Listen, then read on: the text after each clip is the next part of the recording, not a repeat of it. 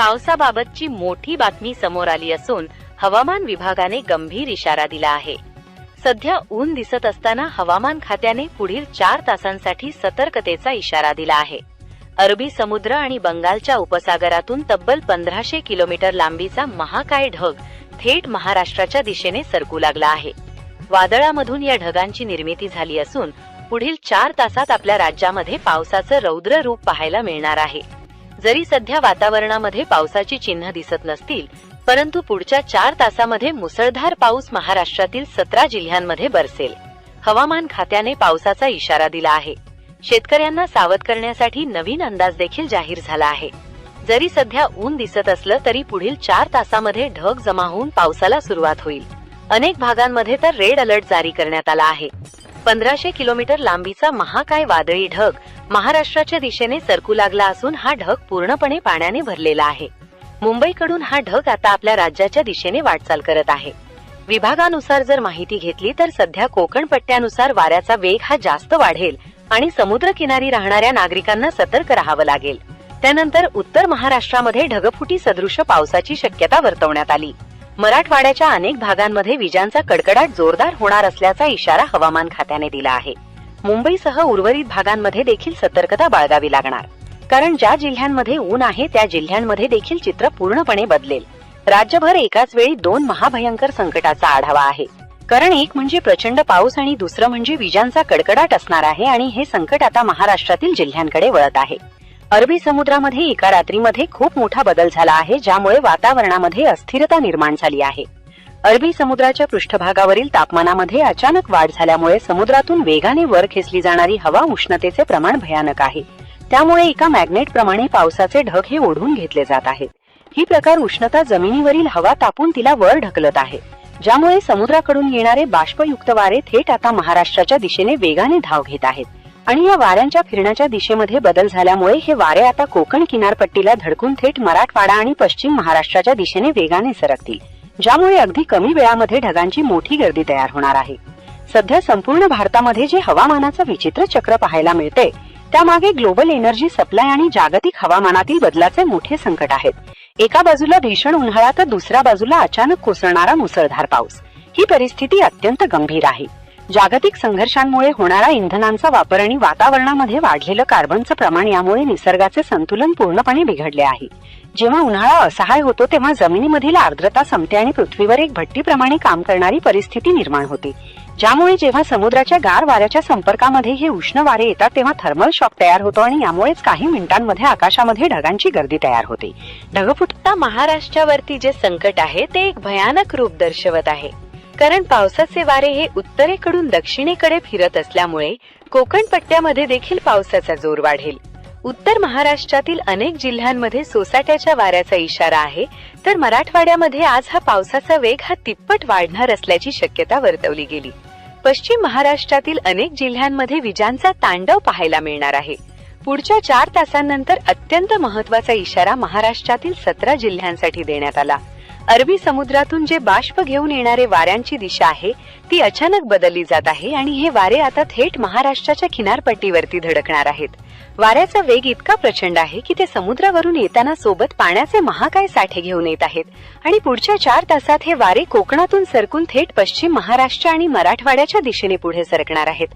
हे वारे जेव्हा जमिनीच्या संपर्कात येतील तेव्हा तिथे असलेले उष्ण वारे आणि बाष्पयुक्त वारे यांचा मोठा संघर्ष होईल। पुढच्या 4 तासांमध्ये वातावरण पूर्णपणे बदलले जाणार आहे। जेव्हा बाष्पाद्वारे जमिनीवरती हे वारे येणार आहेत तेव्हा जमिनीची उष्णता ढगांना अचानक वर खेचून घेईल आणि ढगांचा आकार काहीच वेळामध्ये फुगून मोठा होईल आणि हे ढग आकाशात स्थिर राहणार नाहीत, तर ते एकामागून एक अशा प्रकारे कोसळत राहतील। याच घटनेला आपण ढगफुटी सदृश पाऊस म्हणतो आणि तो या 4 तासांमध्ये कोसळणार आहे।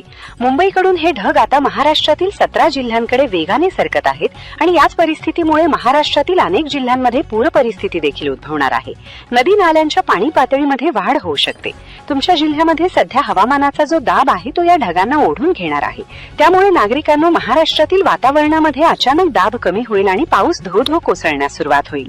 कारण पावसाचे वारे हे थेट अरबी समुद्राकडून येत असल्यामुळे त्यात पाण्याचे प्रमाण इतके जास्त आहे की एका तासात 50 ते 100 मिलीमीटर पाऊस बरसण्याची शक्यता आहे. हवामान विभागाने निसर्गाच्या संकटाचा आढावा घेऊन हाय अलर्टचा इशारा देत 17 जिल्ह्यांचे विभाजन केले आहे.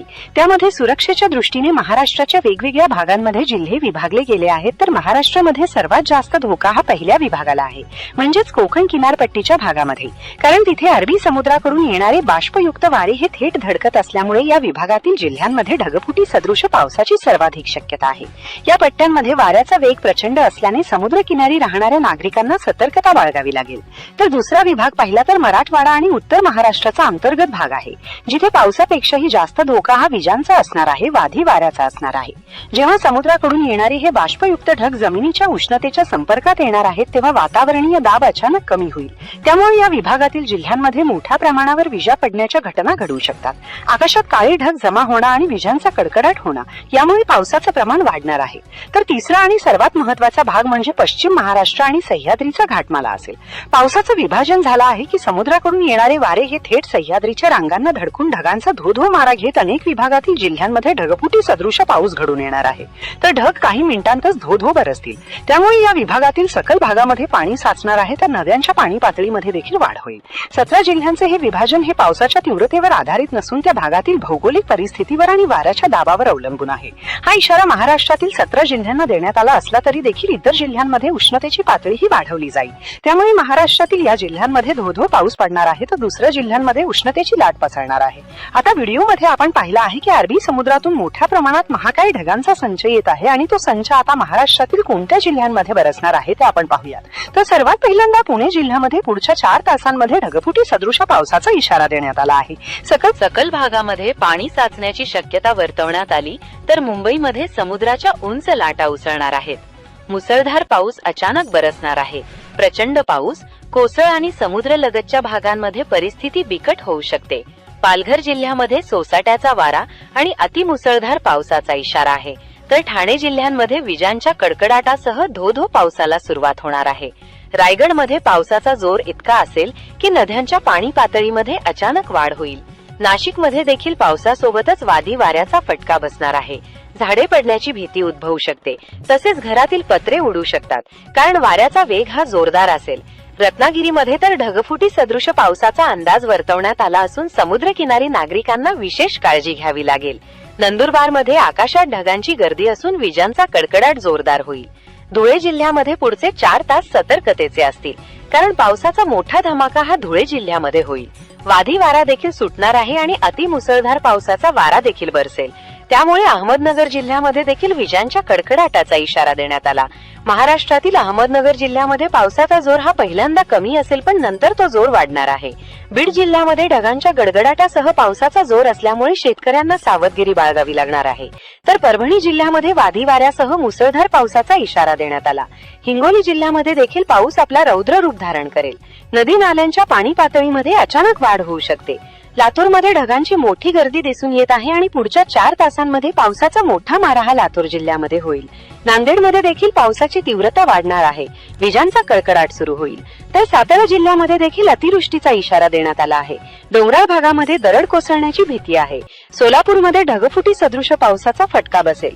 पावसाचे वारे हे अरबी समुद्राकडून थेट आपल्या राज्याच्या जमिनीकडे सरकत आहेत आणि या जमिनीची उष्णता ढगांना खेचून घेत आहे. त्यामुळे महाराष्ट्रातील जिल्ह्यांमध्ये हवामान खात्याने गंभीर इशारा